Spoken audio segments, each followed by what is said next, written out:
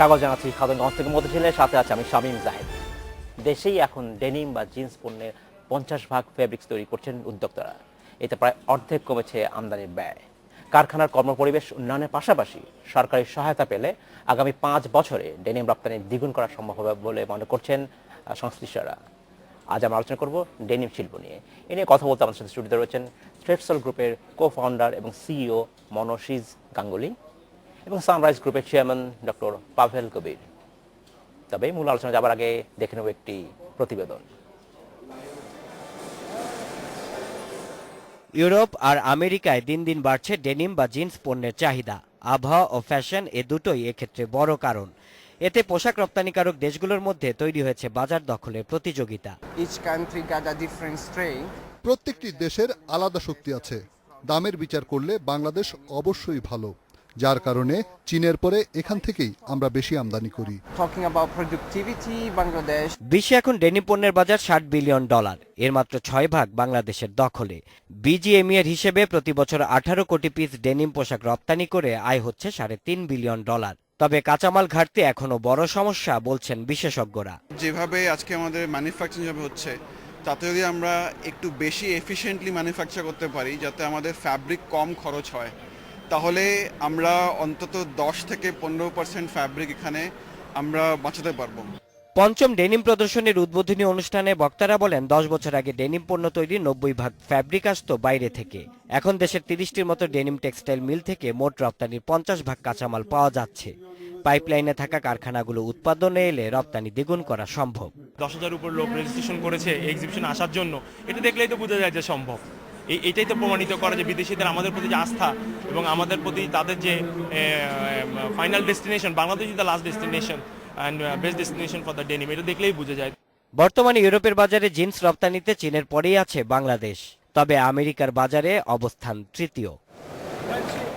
Shaon Hasnat, independent news, Dhaka. শুরু করছি আলোচনা। মনোজিস গাঙ্গুলি এবং পাভেল কবির, আপনাদেরকে স্বাগত জানাচ্ছি অনুষ্ঠানে। কেমন আছেন আপনারা? থ্যাংক ইউ ভেরি মাচ, খুব ভালো।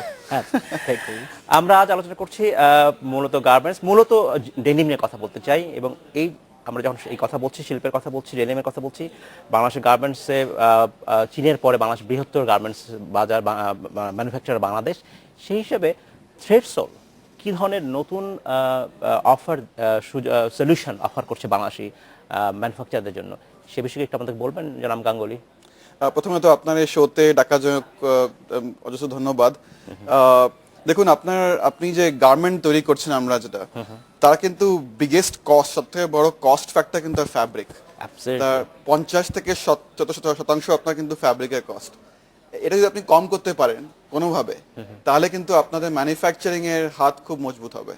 এখন আমাদের কাজ থ্রেডসলের তরফ থেকে ঠিক এই জিনিসটা তৈরি করা, যাতে আমরা ম্যানুফ্যাকচারের জন্য আপনি exactly same amount of fabric থেকে বেশি গার্মেন্ট বার করতে পারেন, কিংবা কম ফ্যাব্রিক ইউজ করে আপনি বেশি বানাতে পারেন। ফ্যাব্রিক বাঁচান, আপনার লাভ হবে এটাতে। This is exactly what we do. জনাব পাভেল কবির, আপনার কাছে জানতে চাচ্ছি, আমরা বাংলাদেশ বলা হচ্ছে খুবই কম্পিটিটিভ গার্মেন্টস ব্যবসার জন্য, বিদেশে আমরা খুব ভালো কাজ করছি। সবসময় বলা হয়ে থাকে যে আমাদের দেশে চিপ লেবার, সস্তা শ্রম হচ্ছে বড় একটি কারণ। এর বাইরে কি ধরনের কারণ আছে বলে আপনার মনে হয়, এবং যেটার কারণে বাংলাদেশি যারা ম্যানুফ্যাকচারার তারা আসলে কম্পিটিটিভ হয়ে উঠছেন বিশ্ববাজারে? থ্যাংক ইউ আমাকে অনুষ্ঠান ডাকার জন্য। যে আমি প্রথমে বলবো যে এটা যে বাংলাদেশি মানে গার্মেন্ট শিল্পটা পুরো ওয়ার্ল্ডের জন্য খুব রিনাউন্ড এবং সবাই চেনে, এবং বেসিক্যালি ইউরোপ মার্কেট এবং আমেরিকান মার্কেট এবং সবগুলো মার্কেট। এখানে যদি আমাদের একটা গার্মেন্ট শিল্পটাকে যদি মানে ইন্টেন্সিভলি ইউরোপের কিছু কিছু কোম্পানি আছে তাদের সাথে যদি ইনডিরেক্টলি কাজ করা যায়, তাহলে আমরা মনে করি এই শিল্পটাকে আমরা আরো ভালো করতে পারবো প্রথমত। সেকেন্ডলি হচ্ছে যদি আমরা এখানে ইউরোপের ডিমান্ডটা এত ডে বাই ডে এত মানে বের হচ্ছে এবং বাড়তিছে, সেখানে যদি আমরা ডিরেক্টলি যদি আমাদের বাংলাদেশি কিছু ব্র্যান্ড সেখানে যদি আমরা ইস্টাবলিশ করতে পারি এই কোম্পানিকে, মানে বাংলাদেশি কিছু, এটাই হয়তো আমরা বেটার করতে পারবো সেক্ষেত্রে।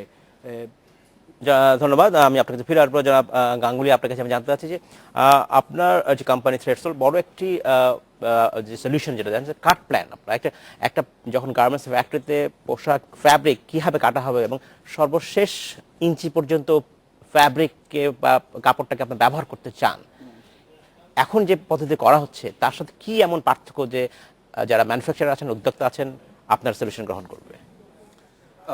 দেখুন আজকে যা প্ল্যানিং যা হচ্ছে প্রত্যেকটি ফ্যাক্টরিতে, Right. সেই প্রতিটি প্ল্যানিং হচ্ছে কিন্তু ম্যানুয়ালি হাতে ধরে প্ল্যানিং হচ্ছে। আচ্ছা, এখন হাতে ধরে প্ল্যানিং করাটা কতখানি সুবিধের সেটা কিন্তু ইজ ইট সাস্টেনেবল, লং টার্মে এটাকে আপনার জন্য বেনিফিট হবে কিনা হবে সেটা খুব বড় একটা প্রশ্ন। আজকে প্রতিটি ম্যানুফ্যাকচার যেখানে আমরা কাজ করছি, আমরা অলমোস্ট 1 ডজন দেশের সঙ্গে কাজ করছি, 100টা ম্যানুফ্যাকচারের সঙ্গে কাজ করছি আমরা রোজ 25 লক্ষ গার্মেন্ট আমরা প্ল্যান করছি। আমাদের যা অনুভব লাস্ট 2 বছরে দেখা যাচ্ছে যে প্রতিটি ম্যানুফ্যাকচার যারা হাতে ধরে প্ল্যানিং করছেন তারা কিন্তু 3 থেকে 7% ফ্যাব্রিক তাদের নষ্ট হচ্ছে তার কারণে এই হাত ধরে প্ল্যানিং করার জন্য। আমরা এই জিনিসটাকে পুরোপুরি শেষ করে আমরা যে চেষ্টা করছি এটা পুরোপুরি সিস্টেম তৈরি করার জন্য, যেটা আমরা বানিয়ে ফেলেছি, যাতে আমরা প্ল্যানিংটাকে কম্পিউটার দিয়ে তাড়াতাড়ি করতে পারবো, বেটার করতে পারবো। আর যেখানে ফ্লোরে আপনি যেখানে ফ্যাব্রিক ইউজ করছেন সেখানে আপনি ট্যাবলেট দিয়ে আপনি ডেটা দিতে পারবেন, আপনি এক্স্যাক্টলি পিকচার নিতে পারবেন যে আপনার ওখানে ফ্লোরে কি হচ্ছে না হচ্ছে, যাতে আমরা তাড়াতাড়ি ডিসিশন নিয়ে আমাদের প্রতিটি কেসে আমরা যাতে ফ্যাব্রিক যাতে বানাতে পারি। It is very important. এটা একটা computerised automatic optimised planning software. এই সলিউশনের সাথে সফটওয়্যারের সাথে কি হার্ডওয়্যারের কোনো সম্পর্ক আছে, বা আমি যদি মেশিনারির কথা বলি সেই মেশিনারির কি পরিবর্তন করতে হবে নাকি এক্সিস্টিং মেশিনারি দিয়েই সম্ভব? কিচ্ছু পরিবর্তন করতে হবে না, এটা একদম প্লাগ অ্যান্ড প্লে। আপনি যেমন ভাবে ফেসবুক যেমন ভাবে ব্যবহার করছেন ঠিক সেভাবে আপনি এটা ব্যবহার করবেন। আপনি জাস্ট পুরো যেটা আজকে আপনি হাত ধরে করছেন, হাতে করে করছেন, এক্সেল দিয়ে করছেন, সেটা কালকে আপনি কম্পিউটার দিয়ে অটোমেটিক্যালি করবেন, অনেক ভালো করতে পারবেন। আচ্ছা, ধন্যবাদ জনাব গাঙ্গুলি। আমি আপনার কাছে ফিরে আসবো। জনাব কবির, আপনার কাছে আমি জানতে চাচ্ছি যে আমরা যখন জিন্সের কথা বলছি, ডেনিমের কথা বলছি, ডেনিমের একটা বড় চ্যালেঞ্জ হচ্ছে এখানে ওয়েস্ট হয় অনেক। আমি যদি বলি ওয়াটার ওয়েস্ট হয় অনেক, প্রচুর পানি লাগে। এক সাধারণ কাপড় হচ্ছে জিন্সের জন্য অনেক বেশি পানির প্রয়োজন হয়। এই কারণে এটাকে অনেকেই বলা হচ্ছে যে পরিবেশের ব্যাপারে এটা সাস্টেনেবল নয়। এখানে আসলে কী ধরনের নতুন ইনোভেশন আসতে পারে কিনা, যার ফলে অনেকে বলছেন, অনেকে লেজার দিয়ে তারা কাজ করছেন ওয়াশের ক্ষেত্রে, সেইখানে সেই টেকনোলজিগুলো কি বাংলাদেশে যথেষ্ট আসছে কিনা, বা আপনার এই বিষয়ে কোনো ধারণা আছে কিনা? না, এখন কথা হলো যে বাংলাদেশে এখন ডে বাই ডে অনেকটা প্রোগ্রেস হয়েছে এইসব বিষয়টা, টেকনোলজিটাকে নিয়ে আসা হচ্ছে। ঠিক আছে, এখন কথা হলো যে ইউরোপ এবং আমেরিকাতে এটা কোল্ড টেম্পারেচার কান্ট্রি। এখানে আপনি যে কথাটা বললেন যে হয়তোবা এখানে ওয়াশের ক্ষেত্রে যেটা লেজার সিস্টেমটা ইউজ করার জন্য করছে কেউ বাংলাদেশে। হ্যাঁ, ইভেন এখন এটা কিন্তু এটা যদি আমরা ওয়াশটা লেজার সিস্টেমেরটাতে আমরা করতে চাই বা করে থাকি তাহলে খুব ইজিলি এবং শর্ট টাইমে করা যাবে, এবং এটার জন্য খুব বেটার একটা ভালো কোনো কিছু আমরা করতে পারবো যেটা মনে করি আমি। ঠিক আছে, ইভেন যদি ম্যানুয়ালি যদি এই কাজটা করা যায়, যেমন অনেকেই ম্যানুয়ালি করে থাকে, কিন্তু এখন ওটা কিন্তু আর ম্যানুয়ালি হচ্ছে না। ঠিক আছে, এখনই এটা কিন্তু খুব বেটার করতেছে, এবং টাইমিংটাও খুব শর্ট চলে আসতেছে, কম সময়ে করা যাচ্ছে। এটা সব সময় আমরা এটা করতে পারতেছি। টাইমিং এর কথা বলা হচ্ছে যখন, অনেক বড় ফ্যাক্টর লিড টাইম মেনটেন করার ক্ষেত্রে টাইমিং, লিড টাইম যদি কমাতে চাই, এই যে নতুন টেকনোলজি আপনারা বলছেন, সলিউশন বলছেন, লিড টাইমকে কতখানি রক্ষা মানে সাহায্য করে? এটা দারুণ প্রশ্ন। তখন আপনি যদি দেখুন এভাবে, বাংলাদেশের কম্পিটিশনের সময় কিন্তু বাংলাদেশের ভেতরে নেই, বাইরে আছে, আপনার ভিয়েতনামের সঙ্গে, কম্বোডিয়ার সঙ্গে। এখন ভিয়েতনাম, কম্বোডিয়া আপনি যদি দেখেন, এদের একটা ন্যাচারাল ডিফেন্স হলো এরা চায়নার আশেপাশে। তো ওদের জন্য ফ্যাব্রিক আমদানি করাটা বাংলাদেশ থেকে অনেক সহজ, কম সময় হয়ে যাচ্ছে। এখন এই 7 থেকে 10 দিন যে লিড টাইমের ডিফারেন্সটা আছে বাংলাদেশ আর ভিয়েতনাম, সেটা কি করে ঠিক করবেন আপনি? এটা ঠিক করার জন্য যেমন আপনি একটা অর্ডার পেলেন, সেই অর্ডার পাওয়ার পর তখনই আপনাকে ফ্যাব্রিক বুক করতে হবে, সেই ফ্যাব্রিকটা আপনার বাইরে থেকে আসবে। এখন যদি আপনি এই প্ল্যানিংটা হাতে ধরে করতে চেষ্টা করেন, সময় বেশি লাগবে, ভালো হবে না। এখন তার জায়গায় যদি আমরা যেটা বলছি, আজকে আমাদের টেকনোলজি ইউজ করে ম্যানুফ্যাকচারার্সরা $1 বিলিয়ন ফ্যাব্রিক কিনছেন রোজ, প্রত্যেক বছর। তাতে আমাদের এক তো আমি অপটিমাইজ করতে পারছি, আর দ্বিতীয় ব্যাপারটা হলো আমি তাড়াতাড়ি করতে পারছি। আমি যদি তাড়াতাড়ি করতে পারি তাহলে আমাদের কাস্টমার যারা আছেন, যারা ব্র্যান্ডস আছেন, তারা বেটার রেজাল্টস পাচ্ছেন আমাদের থেকে, রাইট। Competitive advantage. ধন্যবাদ। আমাদের সময় হচ্ছে একটি বিরতিতে যাবার, সময় হলো একটি বিরতিতে যাবার। আমাদের সাথেই থাকবেন ফিরছি শিল্পী। স্বাগত আরেকবার খাতুন মাছ থেকে মধ্যে। আজ আমরা আলোচনা করছি ডেনিম শিল্প নিয়ে। এই নিয়ে আলোচনা করতে আমার সাথে স্টুডিওতে রয়েছেন থ্রেডসল গ্রুপের কো-ফাউন্ডার এবং সিইও মনোশীষ গাঙ্গুলি এবং সানরাইজ গ্রুপের চেয়ারম্যান ডক্টর পাভেল কবির। জনাব কবির এবং জনাব গাঙ্গুলি, আপনাদেরকে স্বাগত জানাচ্ছি। আরেকবার জনাব গাঙ্গুলি, আপনার কাছে আমি জানতে চাচ্ছি যে সলিউশনের কথা বলছেন আপনারা সকল গার্মেন্ট প্রোডাক্টসের জন্য, জিন্সের জন্য কি আপনারা আলাদা কিছু করেন নাকি একই প্রোডাক্টে জিন্সের ক্ষেত্রে প্রযোজ্য হবে এটা? জিন্সে একটু ডেনিমে একটু আলাদা স্বাদ আছে একটা, তখন ডেনিমের সঙ্গে শেড শ্রিঙ্কেজ একটু বেশি ভাবে স্টাইলের সঙ্গে যুক্ত, কিন্তু আমার সলিউশন সেম। আপনি ডেনিম বানান কিংবা শার্ট বানান কিংবা ট্রাউজার বানান, ওটা তাতে কোনো বেশি কোনো তফাৎ আসে না। আচ্ছা আচ্ছা। But denim is a very interesting use case, that's for sure. জনাব কবির, আপনার কাছে জানতে চাচ্ছি যে আমরা যখন বলছি ডেনিমের বাজার এবং ইউরোপিয়ান মার্কেটে বাংলাদেশের ডেনিমের বিশাল চাহিদা, আমেরিকাতে বাংলাদেশের অবস্থান তৃতীয়। এই অবস্থায় ডেনিমকে যদি আসলে আরো এগোতে হয়, সামনে কোনো চ্যালেঞ্জ করে দেখেন আপনি বাংলাদেশের জন্য? না, যেটা যদি আমরা যদি কি ধরনের প্রবলেম আপনি মনে করেন যেটা আসলে আমাদের সলভ করা উচিত? ফার্স্টলি কিছু প্রবলেমগুলো সলভ করা উচিত, যেটা ইনিশিয়ালি যেটা বাংলাদেশ মানে কিছু ইন্ডাস্ট্রি যেগুলো বিজিএম গুলো আছে, ঠিক আছে, এই ওনাদের কি পার্টিকুলারলি মানে বায়ারদের সঙ্গে এবং স্পেসিফিকলি কথা বলা উচিত সেক্টরগুলো, যে এমন তাদের ক্রাইটেরিয়াগুলো কি কি আছে।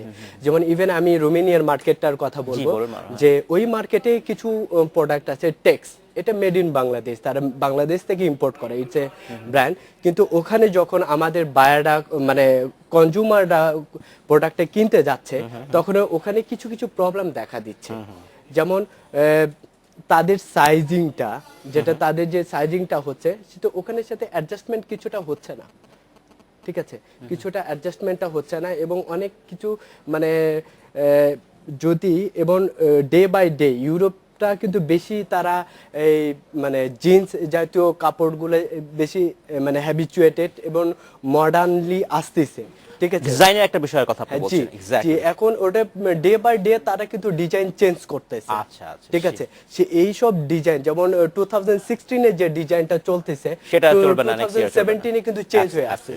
ওই জায়গাটা আসলে কাজ করা বেটার যে এভরি টাইম আমাদের মানে কনজিউমারের কনসার্নডে তাদের কি কি মানে ডিমান্ড তাদের আছে, সেটা অনুযায়ী মডিফাই করা উচিত।